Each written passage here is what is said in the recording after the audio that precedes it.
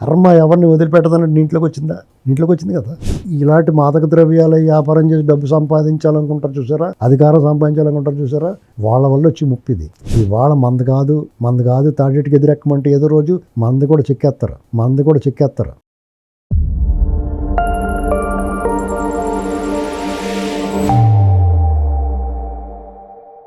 నమస్తే, welcome to think Andhra. నేను మీ మాణిక్. మనతో పాటు ఉన్నారు ప్రముఖ రాజకీయ విశ్లేషకులు అడుసుముల శ్రీనివాసరావు గారు. నమస్కారం సార్. నమస్కారం అండి. సార్, తాజాగా జోగి రమేష్ అల్లుడు విజయవాడ పడమటలో ఒక రకంగా తారు కారుతోటి బీభత్సం చేశారు. అంటే దీనికి కారణం ఒక అమ్మాయి కోసం తన స్నేహితుడు రోహిత్, అలాగే జోగి రమేష్ మేనల్లుడు బొల్లా ఓం అనమాట. సో అది చాలా ప్రజలకు కూడా డిస్టర్బెన్స్గా ఉంది. ప్రజలు ఏం జరుగుతుందో తెలియక భయభ్రాంతులకు గురయ్యి ఆ కారు ఒకటి ఢీ కొట్టుకొని అక్కడ ఒక బీభత్సం చేశారు. సినిమా పక్కీలో హైడ్రామా నడిచింది. తర్వాత పోలీసులు రంగప్రవేశం చేశారు. రోహిత్ పారిపోయాడు, ఓం మాత్రం వాళ్ళకి చిక్కాడు, పోలీసులు అదుపులో ఉన్నాడు. అంటే దీని అంతటికి కారణం ఏంటి? వాళ్ళ పెంపకం ఎలా ఉందంటారు? నిజంగా ఒక యూత్గా ఉండి ఆయన రియల్ ఎస్టేట్ వ్యాపారం చేస్తున్నాడు, వాళ్ళ స్నేహితుడు వచ్చేసి ఇంకో బిజినెస్ ఎడ్యుకేషన్ చేస్తున్నాడు. అసలు ఎందుకని ఇలాంటి సిచ్యువేషన్ క్రియేట్ అయింది? దీనిపై మీ అభిప్రాయం ఏంటి? అంటే మీకు ఏమవుద్దంటే, వయసు రీత్యా కొంత వాళ్ళు పక్కదారి పెట్టిన పిల్లలు సాధారణంగా ఇప్పుడు పిల్లలు ఎలా ఉన్నారంటే చదువు కెరీర్ మీద ఉంటుంది దృష్టి అంతా చాలామందికి, మెజారిటీ. ఇప్పుడు డ్రింకింగ్కి డ్రగ్స్కి అలవాటు పడి కొంతమంది ఎలాగ దారి తప్పేస్తున్నారు. కొంతమంది అయితే చదువు కెరీర్ మీద ఉంటుంది మెజారిటీ. కొంతమంది దారి తప్పిన పిల్లలు ఏంటంటే ఈ జులాయిగా తిరగటం, అల్లచిల్లరగా తిరగటం, డ్రగ్స్కి అలవాటు పడడం, మితిమీరి మద్యం సేవించడం, దీనికి అలవాటు పడుతున్నారు. సహజంగానే ఆ వయసులో అమ్మాయిల పట్ల ఏదో ఒక ఆసక్తి ఉంటుంది. ఖచ్చితంగా ఇది ఏదో ఒక అమ్మాయి విషయంలో వచ్చిన విషయమని వస్తున్నాయి వార్తలు. అది ఇలాగే తీవ్రంగా ఉంటుందండి. అంటే మామూలుగా ఏదో డబ్బులకు సంబంధించిన గొడవలైనా లేకపోతే ఇదైతే అది తీవ్రత తక్కువ ఉంటుంది. ఒక ఇల్లీగల్ యాక్టివిటీ కానీ లేకపోతే ఇలాంటి అమ్మాయి వ్యవహారంలో కానీ అయితే చాలా తీవ్రంగా చాలా కసిగా వ్యవహరిస్తారు. ఆ మనిషి వాళ్ళకి బిహేవియర్ మారిపోద్ది. ఇది దానికి సంబంధించిన గొడవ కింద తెలుస్తూ ఉంది. అయితే వాళ్ళు ఆ రకంగా ఏదో సినిమాలో చూపించినట్టుగా అతడొక్కడేనో సినిమా ఉంటుంది, కళ్యాణం సినిమా. అందులో హీరో విలన్ ఫైనల్ క్లైమాక్స్లో చెరుకోక జీప్ లాంటిదే ఇటువంటి ఎస్యూ వెహికల్ తీసుకెళ్ళి ఒకళ్ళొకళ్ళు గుద్దేసుకుంటారు డైరెక్ట్గా. వెహికల్స్ డైరెక్ట్గా. అది చాలా ఎఫెక్టివ్గా తీసాడు ఆ డైరెక్టర్ సినిమా. అది ఇన్స్పిరేషన్ అనుకుంటున్నాను నేను. అది ఛానల్ కదా 20 ఏళ్ళ క్రితం వచ్చింది. అయినా సరే అది ఆ టైప్లో వీళ్ళు అంత ఉన్మాదంగా వ్యవహరిస్తున్నారంటే మరి వాళ్ళ కన్న తల్లిదండ్రులు వాళ్ళు మంచోళ్ళు చెడ్డలు అనవసరం. అది జోగి రమేష్ మేనల్డా, జోగి రమేష్ ట్రైనింగ్ ఇవన్నీ పక్కన పెడితే ఇక్కడ ఒక విషయం ఏంటంటే సార్, అక్కడ కొన్ని వ్యాఖ్యలు చేశాడు బొల్లా ఓం. నేను మా మేనమామే కాదు, నా వెనకాల జగన్మోహన్ రెడ్డి ఉన్నాడు, నేను వైసీపీకి నాయకుడిని అని చెప్పి బాహాటంగా మాట్లాడాడు. ఆ స్టేట్మెంట్స్ మనం ఏ విధంగా అర్థం చేసుకోవాలంటే? అది కాదండి, వాళ్ళు ఎవరో కూడా వీళ్ళని అలా చేయమని అనరు. మనం ఏ మాటకి ఆ మాట మాట్లాడుకోవాలి. మరి ఇది దొరికిడు కదా అని మన ఇష్టం మాట్లాడకూడదు. కానీ మీకు జోగి రమేష్ ఎంత వరస్ట్ ఫెలో అయినా మీరు అలా రోడ్డు మీద అల్లచల్లరగా తిరగండి, రోడ్ల మీద ఉద్దేశం కొట్టుకు చావండి అని చెప్పడం. వాళ్ళు ఎందుకు అలా చేస్తారంటే వీళ్ళు పబ్లిక్ ఫోరంలోను బహిరంగ సభల్లోనూ వీళ్ళు మాట్లాడి మాటలు చూసి వాళ్ళు ఇన్స్పైర్ అవుతారు. ఇలా మాట్లాడిన వాళ్ళు జగన్మోహన్ రెడ్డి దగ్గర తీసుకుని ముద్దెట్టుకుంటాడు. ఒక్కటి సినిమాలో ప్రకాష్ రాజ్ ముద్దెట్టుకుంటాడు చూడండి ఒకడిని, అలాగా ఇవన్నీ చూసి వాళ్ళు ఇన్స్పైర్ అవుతారు. సినిమా ప్రభావం కూడా ఉంది. సినిమా ప్రభావం ఉంటుంది.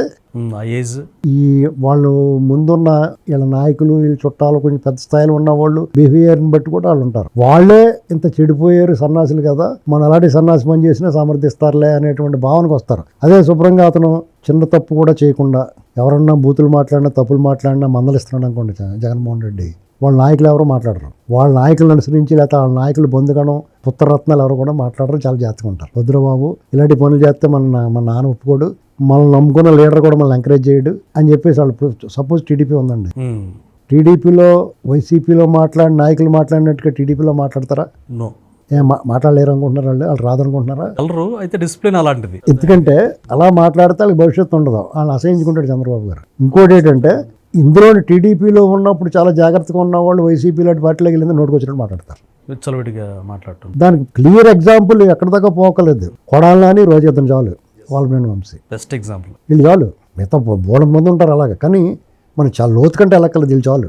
వాళ్ళు టీడీపీలో ఉన్నప్పుడు అలా ఉండేవారు, టీడీపీని విడిచిపెట్టి వెళ్ళి ఆ ప్లాట్ఫామ్ నుంచి మాట్లాడుతున్నట్టు అలా మాట్లాడుతారు. అంటే అక్కడ అదే ఒకవేళ వైసీపీలో ఉన్న వాళ్ళు టీడీపీలోకి వస్తే మళ్ళీ సైలెంట్గా ఏం మాట్లాడుకున్న పద్ధతిగా ఉంటారు. అంటే అధినాయకుడు ఎలా ఉంటే అలా. నాయకుడు తల్లి చేలో మేస్తే దూడ గట్టును మేస్తుందా, అలాగే నాయకుడు ఎలా ఉంటే వీళ్ళు అలాగ ఉంటారు.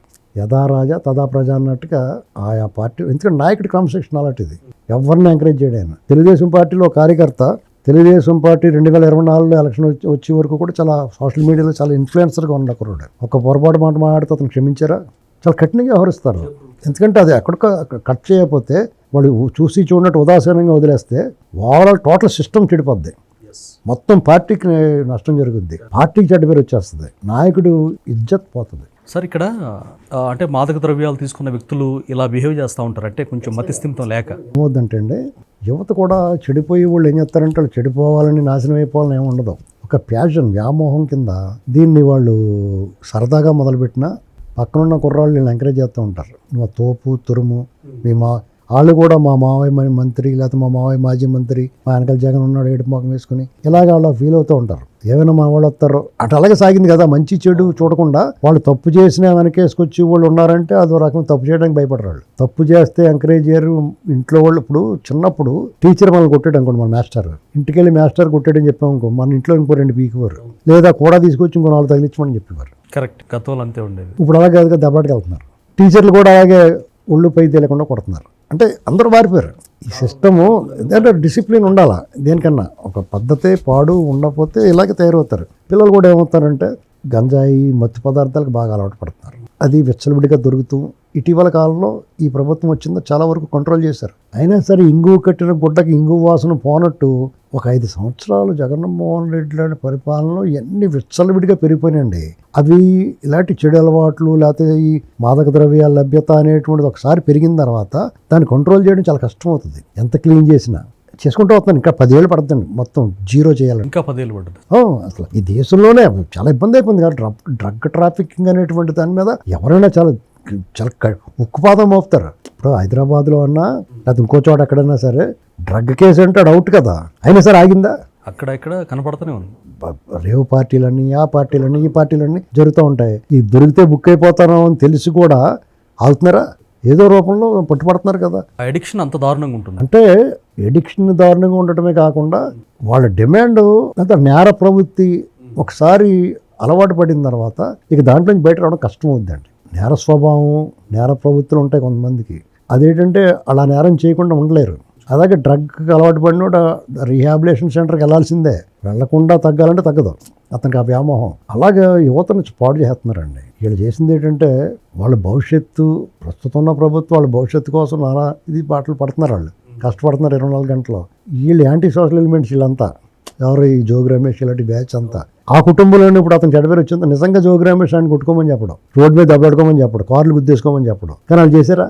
కానీ అదే మీ పరిపాలనలో మీరు నకిలీ మద్యం అమ్మారు, కల్తీ మద్యం అమ్మారు, గంజాయిని ఎంకరేజ్ చేశారు, గంజాయి సప్లై చేసిపోడు, డ్రైవర్ని చంపి ఇంటికి పంపించినా కానీ మద్దతు ఇచ్చారు. ఇలాంటివన్నీ చేయటం వల్ల ఓవరాల్గా కర్మ ఎవరిని వదిలిపెట్టదన్నట్టు ఇంట్లోకి వచ్చింది కదా. కాబట్టి ఇప్పుడు ఆ 2 కుర్రోళ్ళని మామూలుగా ఉండకూడదు. పోలీస్ ట్రీట్మెంట్, కౌన్సిలింగ్ గట్టిగానే, కౌన్సిలింగ్ కాదు కోటింగ్ ఉండాలి. కౌన్సిలింగ్తో పాటు కోటింగ్ కూడా ఉండాలి. ఎందుకంటే వాళ్ళ అమ్మ నాన్నలు కూడా కేకేసి కౌన్సిలింగ్ ఇవ్వాలి.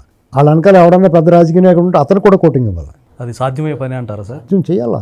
అప్పుడు ఏమవుతుందంటే వాళ్ళు జాగ్రత్తగా నా పేరు చెప్పి ఉంటే మళ్ళీ ఇరిగిపోతాయని చెప్తారు.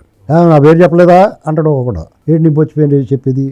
ఎవడి పేరు చెప్తాను తీసుకొచ్చి లోపల కూర్చోబెట్టాలి. అంత కఠినంగా వ్యవహరించాలండి. లేదంటే నడి రోడ్డు మీద ఆ రకమైన విన్యాసాలు చేస్తుంటే, ఆ రకమైన ఒక విధ్వంసం చేస్తుంటే భయానక వాతావరణం కల్పించి ఏమైపోతారండి జనం? బీభత్సం అయిపోతా. అవును, అదే జరిగింది. ఆడబిడ్డలు ఉంటారో, పసిబిడ్డలు ఉంటారో, వృద్ధులు ఉంటారో, ఆ దారిని పోయి కూడా ఉంటారు. వీళ్ళ వల్ల వాళ్ళకి ఎంత నష్టం.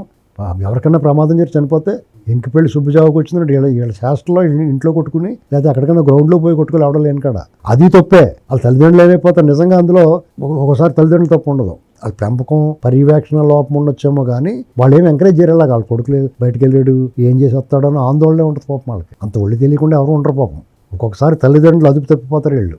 దానికి బాధ్యులు ఇలాంటి మాదక ద్రవ్యాల వ్యాపారం చేసి డబ్బు సంపాదించాలనుకుంటారు చూసారా, అధికారం సంపాదించాలనుకుంటారు చూసారా, వాళ్ళ వల్ల వచ్చి ముప్పిది. ఏమైనా మన రాష్ట్ర పౌరులు కానీ దేశ పౌరులు కానీ నేరస్తులను సమర్థించేవాడిని, నేరస్తులు కొమ్ము కాసేవాడిని, ఆర్థిక నేరగాళ్ళ సొమ్ము సీజ్ చేయకుండా విడిచిపెట్టేవాడిని మనం జాగ్రత్తగా ఉండాలి. మనం ఓటేసి ఎంచుకునేటప్పుడు. ఎందుకంటే ఏదో రోజు మన కుటుంబానికి మనకి కూడా ఇబ్బంది వస్తుంది. అరాచకవాదుని ఎవ్వడూ సమర్థించొద్దండి. ఎందుకంటే ఇది వాళ్ళ మంద కాదు తాడేటికి ఎదురెక్కమంటే ఏదో రోజు మంది కూడా చెక్కేస్తారు వాళ్ళు వచ్చి. అది గుర్తుపెట్టుకోవాలి. Thank you sir.